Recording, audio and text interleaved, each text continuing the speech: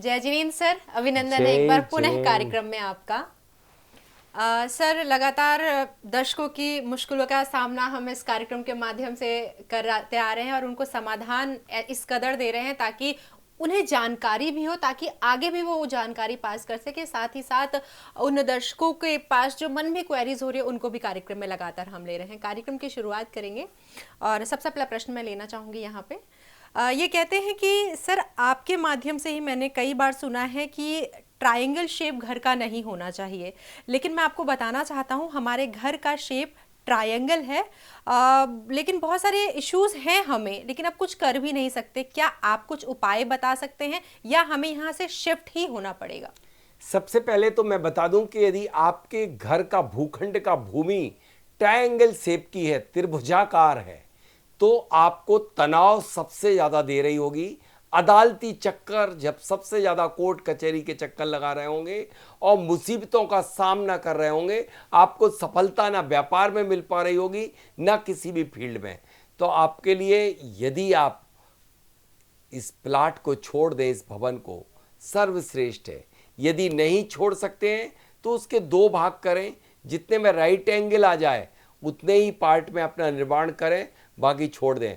वैसे तो सबसे श्रेष्ठ यही होगा कि ऐसे प्लाट को बिल्कुल छोड़ देना चाहिए, इन पर आपको निवास नहीं करना चाहिए, वरना जीवन भर व्यक्ति घसीटता रहता है और मुसीबतों से में उलझा रहता है। यानी कि हम कोई भी उपाय करके जैसे कहते हैं कि ठीक हो सकते हैं ये प्रॉब्लम, तो इसमें नहीं हो सकते। नहीं, ट्रायंगल शेप के प्लाट का कोई नहीं होता। आपको तो अंडरग्राउंडली कट करके और एक वर्गाकार या रेक्टेंगुलर प्लाट बनाना पड़ेगा। जी बिल्कुल, लेकिन ये पॉसिबल नहीं हो सकता नहीं है। है तो फिर छोड़ देना उचित होगा, वरना जीवन यूं ही चक्की की तरह पिसता रहेगा। जी बिल्कुल, आगे बढ़ते हैं, अगला प्रश्न लेते हैं। ये कह रहे हैं कि हमारे घर के सामने गंदा नाला बहता है। जी, तो क्या ये सही है? क्योंकि सिर्फ हमारा ही नहीं है, हमारे घर के लाइन से बहुत सारे मकान बने हुए हैं और सामने से गंदा नाला निकल रहा है। तो क्या दुष्परिणाम हो सकते हैं इसके? सबसे पहले तो यदि आपके घर के मुख्य दरवाजे के यहां से गंदा पानी बह रहा है तो आप दुखी निश्चित होंगे। आप ही नहीं बल्कि पूरी लाइन कहीं ना कहीं अनेक प्रकार के कष्टों से पीड़ित बने रहते होंगे। मैं दरवाजे के कितने किस्से बताऊं। एक मुजफ्फरनगर में था व्यक्ति और उसके घर के ठीक सामने से बहुत बड़ा गंदा नाला बहता था। वो इतना परेशान, उनके पिताजी को कैंसर हुआ, फिर उनको ना होकर उनके बेटे को कैंसर हुआ। ऐसे अनेक कष्टों से झेलते झेलते मैंने सिर्फ उनसे कहा कि आप इस घर को परिवर्तित कर दीजिए। तत्काल उन्होंने परिवर्तन किया, आज सुखी संपन्न है, बढ़िया हो गए हैं। तो इस तरह से आपको गंदा अकेला नाला ही नहीं बल्कि मुख्य दरवाजे के सामने की मैं बहुत सारे दोष बता देना चाहता हूं। ये द्वार भेद कहलाते हैं। चाहे वृक्ष हो चाहे गंदा नाला हो, यदि किसी के घर के ठीक सामने कोई भी वृक्ष होता है तो वह भी अनेक संकट, पीड़ाएं, दिक्कतें देता है। या लिफ्ट, घर के ठीक सामने लिफ्ट, मुख्य दरवाजे के ठीक सामने लिफ्ट भी नहीं होना चाहिए। यदि आपके ठीक सामने लिफ्ट होती है तो कहीं ना कहीं भय बना रहता है, आपको ऐसा लगता, फियर रहता है उनके दिमाग में हमेशा, कहीं ऐसा ना हो जाए, कहीं वैसा ना हो जाए। कहीं ना कहीं से किसी डर बना रहता है। नौकरी करने वालों को अपने अफसर का, या बिजनेस करने वाले कभी रिस्क नहीं ले पाते, उसका बिजनेस की भी रिस्क लेने का भय बना रहता है। तो और यदि आपका दरवाजा किसी सामने वाले फ्लैट के दरवाजे के सामने हो तो वह भी आपको तकलीफ देता है। बट सर, ऐसे तो बहुत सारे फ्लैट्स में दरवाजा सेम टू सेम रहते हैं, फेस इसलिए जो है। चरित्रहीनता का कारण बताया है ये। और आज देखिए ऐसा हो भी रहा, फ्लैटों में दिक्कतें ये हो रही हैं। इस तरह से कभी भी किसी के सामने यदि कुआं है, घर के एक सागर में एक व्यक्ति था, मध्य प्रदेश की बात है, उनके घर के ठीक सामने कुआं था और उनको मानसिक सबसे बड़ी समस्या थी। इतनी बड़ी समस्या कि वो मेजर डिप्रेशन में पहुंच गए।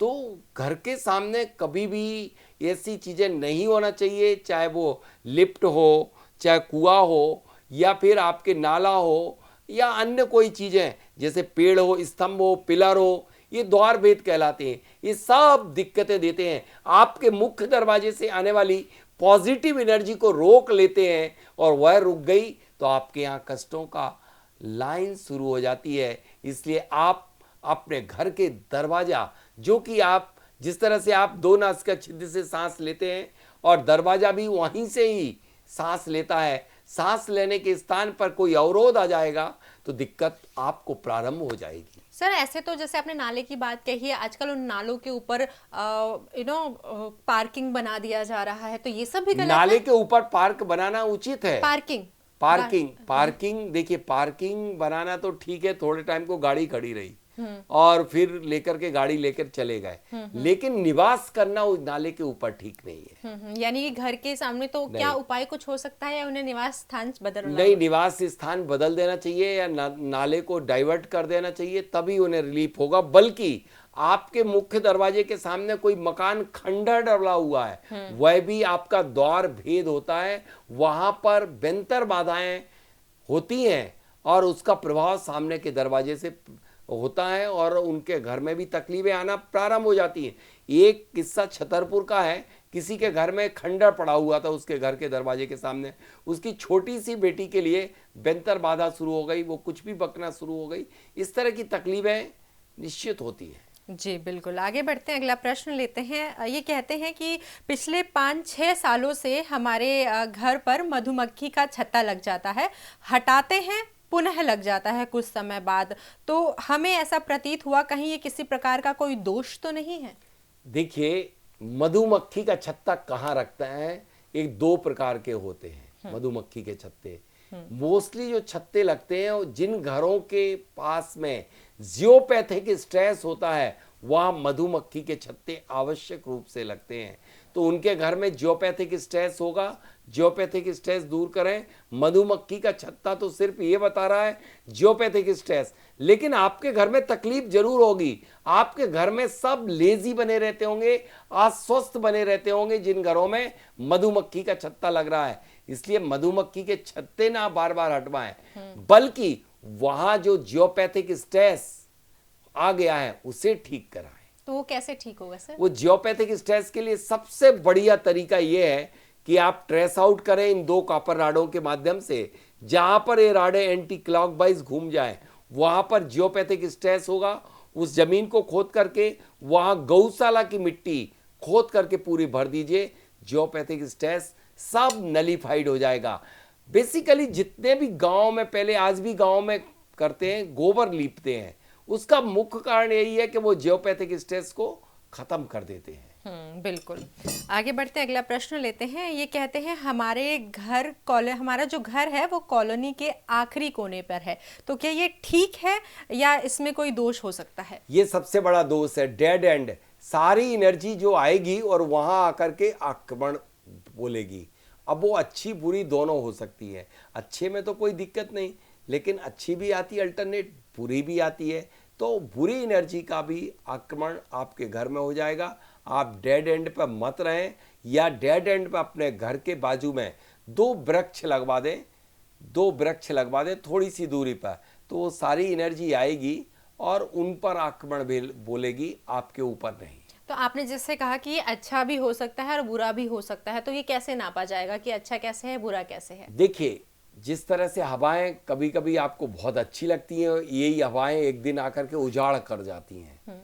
इतनी तेज हवाएं आकर के आपके घर को भी हिला देती हैं, पेड़ों को भी उखाड़ के फेंक देती हैं, और यही हवाएं और पेड़ उनकी हवा पा करके फलते फूलते भी हैं। ठीक इसी तरह से एनर्जी भी कभी जब बहुत ज़्यादा निगेटिव आती है तो पूरे के पूरे घर को निगेटिव बना देती है। इसलिए डेड एंड पर लास्ट आपकी कॉलोनी के घर नहीं होना चाहिए, वो निश्चित रूप से तकलीफ में होंगे। उनके मैंने एक कभी किस्सा देखा था जमशेदपुर में उस व्यक्ति के बहुत अच्छा सब कुछ चल रहा था, लेकिन उसके डेड एंड पे घर बना हुआ था। जब से उसने अपने डेड एंड पे घर बनाया, खुद ने कॉलोनी पूरी बसाई हुई थी, और वो खुद उसने सोचा कि मैं सबसे लास्ट में रहूंगा, और डेड एंड पे बड़ी सी जगह बना करके रहने लग गया। उस व्यक्ति को ऐसी मुसीबतें आना प्रारंभ हुई, वही कॉलोनी जो परमिशन लेके, उसमें 10 बवाल शुरू हो गए, डिस्प्यूट शुरू हो गए, लोगों ने कंप्लेंट करना शुरू कर दिया, ढेर सारी मुसीबतों में वो व्यक्ति उलझ गया। घर में पत्नी के लिए ब्रेस्ट कैंसर हो गया, मतलब तरह तरह की तकलीफें आना शुरू हो गई। मैंने डेड एंड से उठा करके उस व्यक्ति से कहा कि आप सिर्फ किराए के मकान में रहना प्रारंभ कर दीजिए। जैसे ही किराए के मकान में शुरू किया, 3 माह बाद उसे अच्छे परिणाम मिलना शुरू हो गए। बिल्कुल, यानी लेकिन सर जहाँ शुरुआत है वहाँ अंत तो होना ही है ना, तो इस हिसाब से तो एंड में कोई भी नहीं रहेगा, तो फिर रहेगा कौन? देखिए, एंड में कोई नहीं रहेगा। एंड की जगह को आपको ऐसे ही खाली छोड़ देना चाहिए, गार्डन बना देना चाहिए। इसलिए मैंने वृक्ष 2 लगाने को कहा। गार्डन बनाइए, क्या जरूरत है कि आप एंड में जाकर के रहें। बिल्कुल, यानी एंड हमेशा पेड़ों से होना चाहिए। पेड़ों से होना चाहिए, प्रारंभ भी वृक्ष से और अंत भी वृक्ष से होना चाहिए। डेफिनेटली। आगे बढ़ते हैं। ये कहते हैं कि किसी ने मुझसे कहा है कि आपके जमीन, घर के जमीन के नीचे धन गड़ा हुआ है, तो क्या उनकी बात मानकर हम खुदाई करवाएं? देखिए, धन के चक्कर में ज्यादा ना पड़े तो बहुत श्रेष्ठ है। कई लोग धन के चक्कर में पड़ के इस लालसा में और बर्बाद हो चुके हैं। धन को ऐसा मत समझिएगा। मैंने देखा इन 2 कॉपर राडों से चेक करके कई लोगों के यहाँ धन गड़ा था। उनने मेरे से इजाजत मांगी खोदने की। मैंने कहा मैं इस मेथोडोलॉजी को बिल्कुल नहीं जानता हूं और ना मैं किसी को सलाह दूंगा कि आप धन खोद के निकलवाइए, क्योंकि उस पर जो भी जिनने धन गाड़ा होता है वो कहीं कहीं किसी स्थानों पर मोस्टली वह आत्माएं उस धन के साथ विराजमान रहती हैं। वह आपको देना चाहती होती तो वो स्वप्न के माध्यम से आपको दे सकती थी। यदि नहीं देना चाहती हैं, आपको कष्ट देना चाहती हैं, तो बर्बाद करा देंगी। इसलिए आप धन के चक्कर में ना पड़ें और आप अपनी भुजाओं के माध्यम से धनो उपार्जित करें। वास्तु अच्छी करेंगे तो धन आपको वैसे ही आ जाएगा। हाँ, ये बात जरूर है, वह धन गड़ा गड़ा भी आपको कष्ट देता है, तो उसका उपाय जरूर करें। जहां पर धन गड़ा है वहां पर आप पीली सरसों छेपित करते जाएं। बिल्कुल। आगे बढ़ते हैं। ये कहते हैं कि सर मैं आपसे बहुत दिनों से संपर्क करना चाहता हूं लेकिन हो नहीं पा रहा है, इसलिए इस कार्यक्रम के माध्यम से आपसे एक प्रश्न पूछना चाहता हूं। कह रहे हैं कि टी पॉइंट के कॉर्नर पे मुझे एक प्लॉट मिल रहा है, मुझे घर बनाने के लिए चाहिए, तो क्या ये प्लॉट सही रहेगा घर पे रहने के लिए या कॉर्नर पे नहीं रहना चाहिए टी पॉइंट के? टी पॉइंट बेसिकली यदि south, south west, north west यानी वायव्य कोण, आग्नेय कोण, नैऋत्य कोण की यदि टी है तो वह आपको बर्बाद करा देगी, लेकिन ईशान की टी आपको आबाद करा देगी, वह शुभ होती है। टी पर कभी निवास नहीं करना चाहिए, वरना सब जगह यदि आपका साउथ वेस्ट की टी है तो आपके लिए आपके व्यापार को अस्थिर कर देगी, व्यापार को खराब कर देगी। यदि साउथ ईस्ट की है तो कोर्ट कचहरी के चक्कर लगवा देगी। और नॉर्थ वेस्ट की टी आपके लिए मानसिक अवसाद दिला करके मानसिक परेशानियां खड़ी कर देगी। जी बिल्कुल। सर अगला प्रश्न ये पूछ रहे हैं कि सर मैं सेकंड फ्लोर पे रहता हूँ, लेकिन किसी ने मुझसे कहा है कि सेकंड फ्लोर से शिफ्ट होके 5th फ्लोर पर चले जाओ, तो क्या मुझे ये करना चाहिए? देखिए, सेकंड से 5th यदि आपके यहाँ 5-6 फ्लोर ही हैं, ग्राउंड फ्लोर और फर्स्ट फ्लोर, यहाँ पर मैग्नेटिक इफेक्ट बहुत ज़्यादा होता है। इसलिए इन फ्लोर पर यदि यथासंभव हो सके तो चयनित नहीं करना चाहिए। लेकिन ऊपर जाते हैं तो कॉस्मिक एनर्जी बहुत अच्छी होती है जितने हम ऊपर, इसलिए हमारे सारे राजा लोग पहाड़ के ऊपर निवास करते थे। आज हम पहाड़ पे नहीं पहुंच पा रहे, तो फिर ये सीमेंट के बने हुए पहाड़ों के ऊपर पहुंच जा रहे हैं। इतनी 100 स्टोरी मल्टी स्टोरी बिल्डिंग बन रही है तो ऊपर पहुंच जा रहे हैं, तो पहाड़ों के ऊपर निवास कर रहे हैं, तो हमारे लिए कॉस्मिक एनर्जी बहुत अच्छी प्राप्त हो रही है, तो आप जा सकते हैं। बिल्कुल। लेकिन न्यूमरोलॉजी का ध्यान रखिएगा। आपका अंक यदि 5 का बन रहा है, यदि आपका 23 का नंबर डेट ऑफ बर्थ है, तो आपको 5th फ्लोर बहुत शुभ होगा। सर ये कहाँ पे, मतलब वास्तु के अकॉर्डिंग ये कैसे आप ये बता रहे हैं? कैसे? निश्चित रूप से अंक ज्योतिष होता था, भारत का भी है और अन्य देशों का भी अंक ज्योतिष माना जाता है। भारत में कितने मतलब जैसे आइटम 5, 7, 9 अखंड अंक है, इसी तरह से हर व्यक्ति का अपना एक अंक होता है, वो डेट ऑफ बर्थ। जैसे आपका जन्म कितने तारीख का बताइए, आपका मैं मूलांक बता देता हूँ। 7 का है, तो 7 का आपका जो है आपका वह सबसे शुभ अंक है।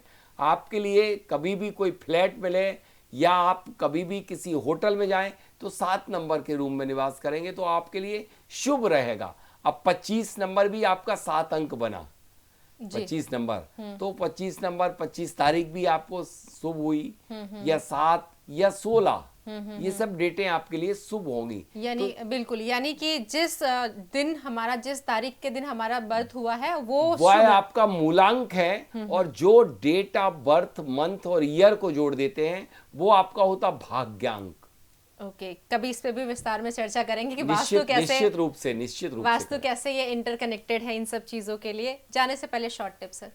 आज के लिए विशेष टिप्स। आज आपने जाना कि द्वार भेद अनेक प्रकार के होते हैं और द्वार से आने वाली पॉजिटिव एनर्जी को रोकते हैं द्वार भेद। तो इसके लिए आप कोई भी भेद क्यों ना हो, आप अपने दरवाजे के दोनों साइड में 2 तुलसी के गमले रख देंगे तो सारी पॉजिटिव एनर्जी को वो छोटे से हिस्से से भी खींच करके आपके प्रत्येक कक्ष में पॉजिटिव एनर्जी का संचार कर देंगे। जी बिल्कुल, इसी टिप के साथ आज के इस कार्यक्रम का अंत करते हैं। सर बहुत बहुत धन्यवाद आपका यहाँ आने के लिए। जय जय। जय जिनेन्द्र।